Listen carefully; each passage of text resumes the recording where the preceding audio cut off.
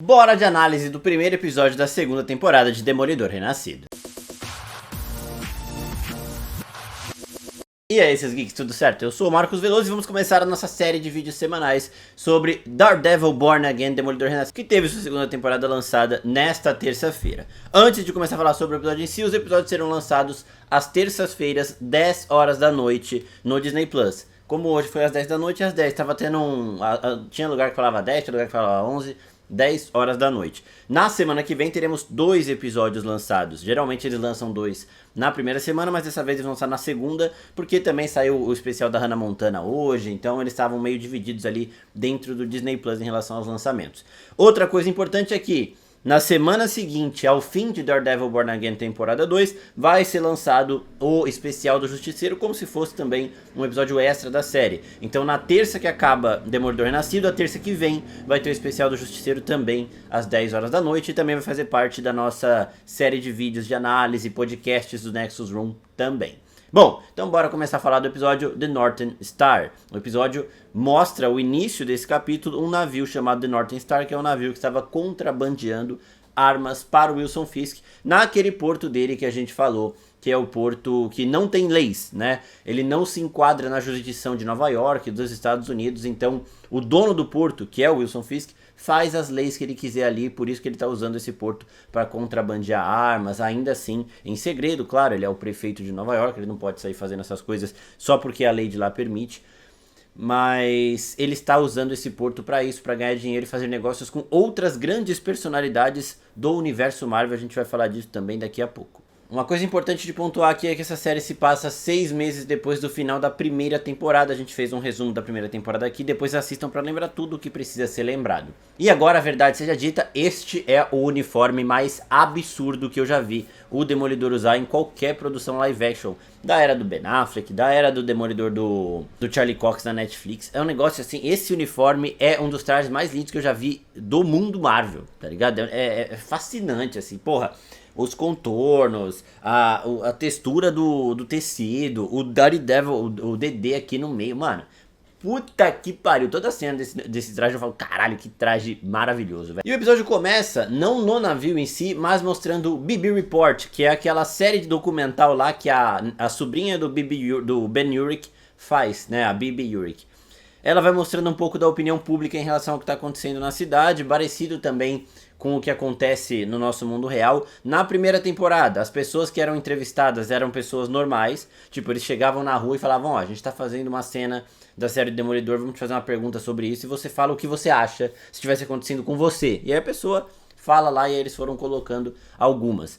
E é bem legal da gente ver como que o mundo não, é Nova York tá comprando um pouco da ideia do Fisk, claro, com alguma oposição. Então a manchete, o slogan dele Nova York Born Again, né, que o Wilson Fisk pode salvar a cidade, as pessoas comemorando isso. Só que a Bibi Urich vai deixando um pouco ali pra aparecer na imagem uma pichação Fuck Fisk, né, com pessoas se opondo a ele. A própria Bibi Urich, ela está fazendo isso tudo, investigando o fato do Fisk ter sido responsável por matar o tio dela lá na época da Netflix. Ela sabe que foi o Wilson Fisk e ela tá tentando se aproximar desse jeito mais passivo enquanto ela investiga tudo isso. Ela rompeu com o Fisk porque ela tinha um acesso a ele lá na primeira temporada, mas ela publicou algumas manchetes ali fudendo com ele, então ela tem esse acesso rompido, mas ela continua tendo informação privilegiada, porque o Daniel continua sendo manipulado por ela. E ele é vice-prefeito de Nova York, então ele tem acesso a muitas das informações das coisas que o Fisk está fazendo. Aí sim, a gente tem a cena do Demolidor invadindo o navio ali para investigar as coisas do Fisk. Ele tinha uma informação de que tinham armas contrabandeadas ali, ele precisava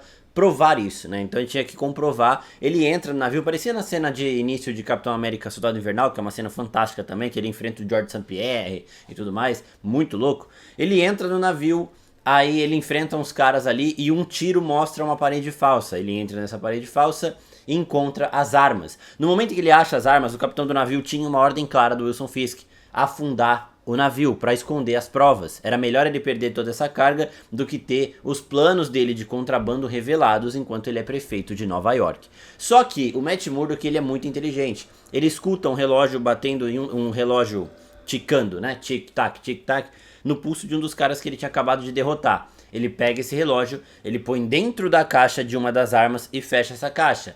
Quando essa carga afundar, o Matt vai conseguir localizar isso através do TikTok do relógio. Eu não sei como ele vai fazer isso embaixo d'água, mas ele vai acabar fazendo em algum momento. Vai guiar alguém, falar, ó, a caixa tá aqui, é só você afundar aqui e achar tal, porque ele vai precisar comprovar que o Fisk estava contrabandeando armas. Então ele vai achar a carga deste navio no momento que for preciso. E aqui a gente vê que o Matt e a Karen, eles são procurados em Nova York. Eles estão usando como QG o bar lá da primeira temporada, onde eles se reúnem no final para tentar montar a força-tarefa que o Matt Murdock ia usar para combater a guarda pessoal do Fisk que está caçando os vigilantes em Nova York. Em paralelo a isso, a gente vê a equipe do Fisk. A Sheila continua sendo uma conselheira política do Wilson Fisk próxima a ele, porque ela entregou o chefe de polícia na temporada passada e ela conseguiu se livrar e permanecer ali. Detalhe importante na personagem dela é que ela está em Homem-Aranha Brand New Day. Ela já apareceu no trailer de Homem-Aranha 4 e Homem-Aranha 4 vai se passar cronologicamente e também vai ser lançado depois do final dessa segunda temporada. Então a gente tem que ver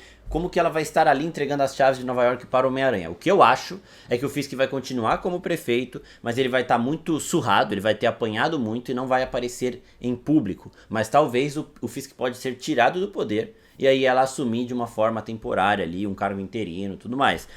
Mas a gente tem uma questão contratual em relação ao Wilson Fisk aparecer no Homem-Aranha, porque o Wilson Fisk não pode aparecer em filmes da Marvel, enquanto o Homem-Aranha não pode aparecer nas séries. Talvez eles mostrem de costas, talvez eles citem o Fisk mostrando outras pessoas que trabalham para ele. No caso da Sheila mesmo, pode mostrar também o próprio Lápide aparecendo aqui, trabalhando para o Fisk. Ele pode ser a imagem do Fisk nesse filme, porque ele é um personagem que pode aparecer nos filmes do Homem-Aranha. Então ele pode ser o intermediário do Fisk para fazer as coisas que o Fisk vai fazer. Eu acho que o Fisk está financiando vilões como o Escorpião, o Boomerang, que estão no trailer ali, mas isso é assunto também para outro vídeo. Eu já falei disso na análise do trailer de Homem-Aranha também, depois assistam. No momento que o Fisk tá numa reunião com seu time, entra um cara pelo Matthew Lillard, o Matthew Lillard que fez o Salsicha no filme do Scooby-Doo lá, que é escrito pelo James Gunn, bem antigo, né, lá dos anos 2000, muito bom por sinal.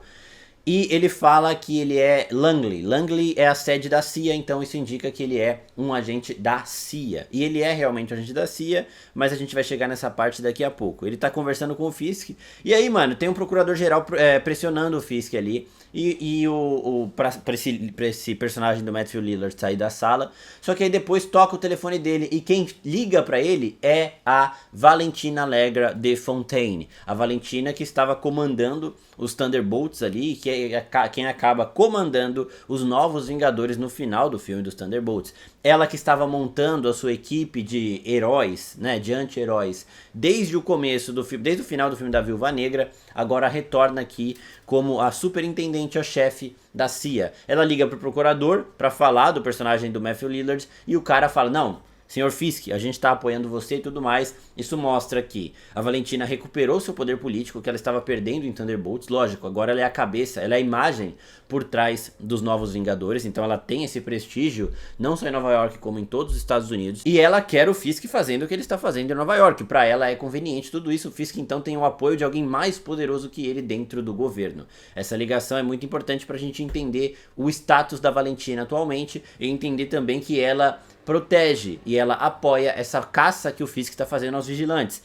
Ela tem um time de vigilantes dela própria. Talvez esses vigilantes presos pelo Fisk sejam para limpar a rua, para deixar os Vingadores dela fazendo todo o serviço, recebendo toda a imagem, e para ela poder ir lá eventualmente pegar alguém que ela queira. Tipo assim, ó, vocês prenderam aí o Demolidor, eu quero ele na minha equipe aqui dos Novos Vingadores. Ela vai lá, tira o Demolidor de lá e põe nos Novos Vingadores. Mas é em sua grande maioria para ela tirar essas oposições da rua, para que os Vingadores dela possam fazer o que ela quiser. É claro que ela não tem controle sobre estes Vingadores, mas é mais fácil ela meio que tentar controlar uma equipe que está ajudando ela, que está usando um pouco da imagem dela também, do prestígio político dela, do que controlar todas essas pessoas que estão agindo fora da lei, que estão agindo por vontade própria. Então ela apoia a caça que o Fisk está fazendo contra os vigilantes. E a gente volta para Karen Page e pro Matt Murdock, porque tem uma informação muito importante que foi jogada nesse episódio e que vai voltar mais pra frente.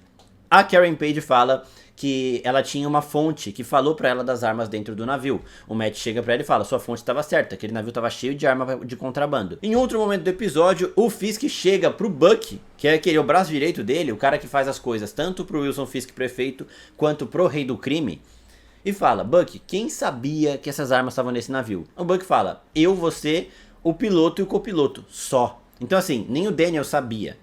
Talvez o Daniel possa ter descoberto isso e ter falado pra Bibi Uric e a Bibi ser a informante da Karen Page, mas se não for isso, se realmente foram essas 4 pessoas só as únicas que sabiam disso tudo, o Buck pode ser o informante da Karen Page, né? E aí depois o Matt fala pra Karen, ó, a gente precisa investigar isso. E aí ela fala, então vamos chamar a Jess. A Jess é a Jessica Jones. A Jessica Jones não é a informante da Karen Page. Eu vi gente confundindo essas duas situações. Mas os diálogos são separados. Eles não revelam quem é a fonte dela.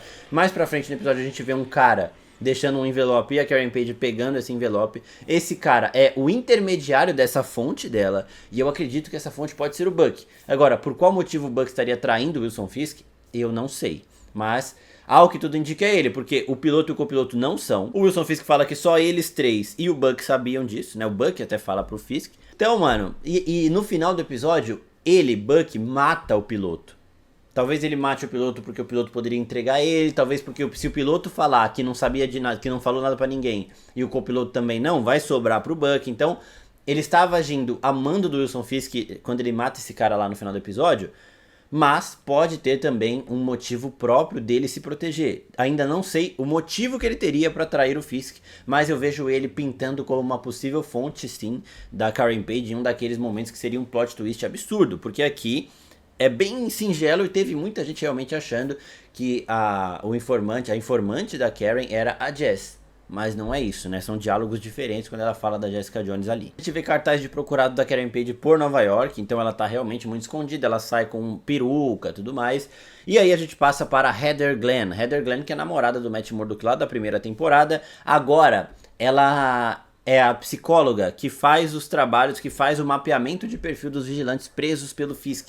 Ela está trabalhando para o Wilson Fisk, também um pouco por baixo dos panos, mas nem tanto, né? Ela tem esse cargo realmente político, ela é uma parceira política do Fisk e ela faz o perfil dos vigilantes presos por ele, só que ela manipula os resultados. A gente vê ela entrevistando o Jack, que é o espadachim, perguntando coisas pra ele e depois mudando as respostas que ele deu. Por quê? Porque se ela tá trabalhando pro prefeito e o prefeito que vai usar isso, e o promotor que está do lado dela também que vai usar isso, ela pode colocar a resposta que ela quiser ali.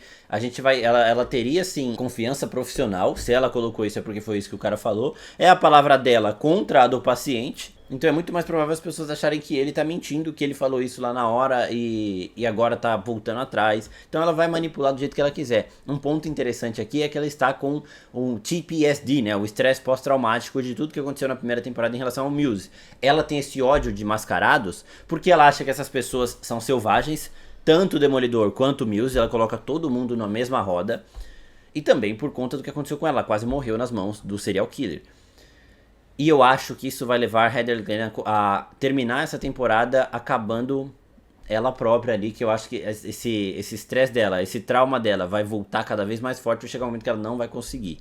E eu acho que esse vai ser o final dela, um final bem pesado, mas a gente sabe que Demolidor, Justiceiro, eles têm essas liberdades aí pra chegar num nível ali mais 16, mais 18, então é bem provável que isso aconteça com Heather Glenn até o final dessa temporada. E a gente tem, enquanto tudo isso está acontecendo, o Fisk tem toque de recolher, tem uma área própria para caçar vigilante, qualquer pessoa que apoie esses vigilantes ou que ele ache que esteja protegendo ele, mas a gente tem também as pessoas que se opõem, as pessoas que resistem, e aqui a gente vê justamente essa oposição. A dona de um restaurante que tira as pessoas de Nova York e protege essas pessoas para que elas não sejam pegas por essa guarda do Fisk, né? O principal guarda ali do time do Fisk, da força-tarefa dele, entra no restaurante dela, confronta ela, ela xinga ele chamando ele de fascista lá e ele dá um tapão na cara dela. Tipo assim, isso é uma coisa que tá acontecendo nos Estados Unidos agora, né, com a guardinha lá do... Eles batem nas pessoas a céu aberto, sem nenhum constrangimento, seja mulher, seja idoso, seja criança, eles não estão nem aí. E aqui a série tá acontecendo a mesma coisa, está mostrando a mesma coisa. Eu e meu irmão, a gente teve a impressão de que essa força-tarefa do Fisk, ela foi anunciada lá na primeira temporada antes existir, mas eu não sei se foi realmente antes, mas pode ser inspiração, pode não ser, já que essa guarda é uma guarda também que vem desde os quadrinhos da Marvel. Está acontecendo na série a mesma coisa que está acontecendo no mundo real, Mas eles têm esse argumento de, já aconteceu nos quadrinhos, a gente tá falando de ficção, sabe? Só pra tirar o corpo fora, mas é basicamente a mesma coisa. Uma coisa que eu queria muito ter visto na primeira temporada e falei em vários vídeos, inclusive de análises, é a Bibi Yurik junto com a Karen Page. Aqui a gente finalmente tem esse momento emocionante delas. A Karen, pra quem não lembra, ela era a aprendiz do Ben Urich, então ele estava criando uma nova grande jornalista ali e passou todos os ensinamentos dele pra ela e protegeu ela, assim como ela fala pra Bibi aqui. E a Bibi agora tá no começo de carreira e a presença da Karen Page próxima a ela pode ajudar muito. E nós chegamos no final do episódio. O Cherry, que é aquele investigador do escritório do Matt Murdock, ele estava procurando algumas coisas, tá mexendo aí com um cachorro grande, né? Ele é oposição ao Fisk, só que no final do episódio ele é pego pela força-tarefa do Wilson Fisk, aqueles caras que estão caçando vigilantes. Um dos policiais, inclusive, é conhecido dele, né? Tanto que eles se provocam ali em relação a estarem aposentados, a ser melhor se aposentar do que servir esse papelão que esse outro guarda tá fazendo. E aí, mano, ele começa a apanhar muito, só que no momento ali que ele tava tomando uma surra, o Matt Murdock chega pra salvá-lo. Aqui a gente tem um ponto que remete muito à primeira temporada. O Matt tá lutando contra os caras da guarda do Fisk, da Força Tarefa, enquanto ele vai ouvindo os batimentos do Cherry acelerarem. Exatamente o que aconteceu com o Fog na primeira temporada. O Matt estava ouvindo os batimentos do Fog enquanto lutava com o mercenário. No momento que os batimentos do Fog param, ele mata o mercenário. Ele tenta matar, né? Ele quebra a regra de ouro dele. Aqui, ele só tá distraído, porque ele tá preocupado. O Cherry tá tendo um infarto. Ele tem que acabar logo com os caras pra poder ajudar o Cherry. Nisso, ele é pego de surpresa. Ele se distrai, apanha. E aí, ele é preso. Os caras seguram ele, conseguem contê-lo e tiram a máscara dele. Então, aqueles guardas da Força-Tarefa do Fisk descobriram o que o Fisk já sabe, que o Demolidor é o advogado cego Matt Murdock. E ele também estava sendo procurado, muito procurado, e ninguém achava o cara. No momento que esses guardas iam acabar com o Matt de uma vez por todas, eles morrem imediatamente. 3 tiros certeiros. Na hora, eu e meu irmão falando, porra, o Justiceiro não tá nessa série, ele não vai aparecer aqui, já falaram várias vezes. Mas, pô, quem foi? Né? Só pode ter sido ele. E aí cai uma faquinha com o alvo no meio, que é o símbolo do Bullseye, o símbolo do mercenário, que é o agente Poindexter, né? Que é um rival, é um inimigo do Matt Murdock desde o começo. Afinal, foi ele que fez o que fez com o Fog Nelson lá na primeira temporada, amando da Vanessa Fisk, mas foi ele que fez. Ele está ajudando o Matt por quê? Porque ele também é um dos vigilantes mascarados que está sendo caçado. Talvez ele queira algo a mais do Matt, mas eu não vejo os dois trabalhando juntos de jeito nenhum aqui. Tá? Eu acho que vai ter esse tipo de ajuda. O Matt vai montar o time dele com a Jessica Jones, talvez apareça Luke Cage, a Colleen lá, que foi quem acaba com o poder do Punho de Ferro, ela fica com o poder pra ela. Estes personagens, eles podem aparecer e podem se juntar ao time do Matt Murdock.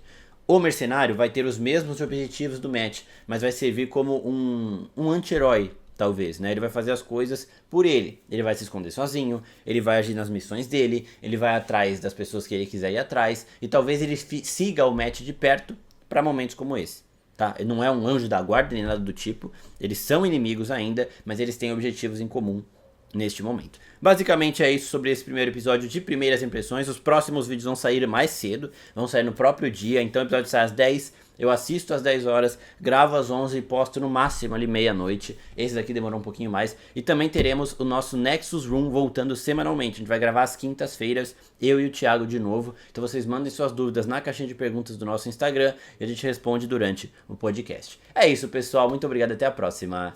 Tchau, tchau.